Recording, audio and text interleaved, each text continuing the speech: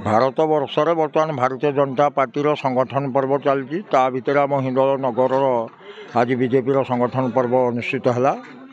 आमर हिंदोल नगर भितर जो माने सक्रिय सदस्य भाव होती सक्रिय सदस्य होती जो मैंने 100 जन मेम्बरशिप ऑनलाइन कर नाम को घोषणा करागला एवं भारतीय जनता पार्टी नगर तरफ से समर्थित करागला। हाँ, आज संगठन पर्व आमर सभ्य संख्या भल थिले एवं से वक्तृता भल थिला। आमर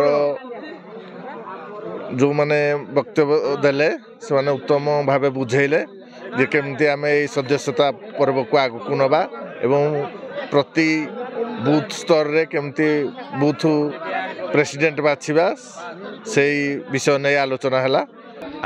आमर दीर्घ सेप्टेम्बर 2 तारिख सदस्यता कार्यक्रम आरंभ है भारत में।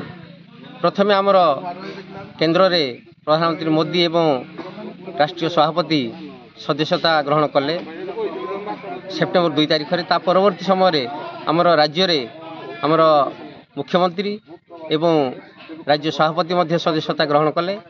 एपरी भाव जिला स्तर मंडल स्तर बूथ स्तर रे आमर यही सदस्यता कार्यक्रम जारी रही ऑनलाइन रे।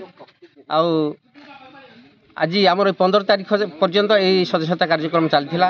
15 तारिख जिला स्तर रे आमर बैठक होता जहाँकि आमर राज्य सभानेत्री श्रुति पट्टनायक ढेंकानाल जिला दायित्व थे से आसी ता परवर्ती समय आमर ये मंडल स्तरीय 15 ରୁ 20 तारिख मध्य स्थिर होता मंडल स्तरीय बैठक हाँपाई संगठन पर्व।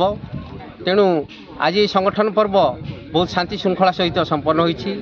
आज आमर समस्त कार्यकर्ता संकल्पबद्ध हेले आम जिलार जो जिला परिषद चेयरमैन तथा हिंदोल ब्लॉक रे ब्लॉक चेयरमैन गढ़े समस्त एमपीएस को जितेकरी निश्चित भाव में हिंदोल ब्लॉक रे चेयरमैन को गढ़े एवं हिंदोल नगर में Hindol chairman Hindol NAC chairman सहित 16 जाओ काउनसिलर जितेबे।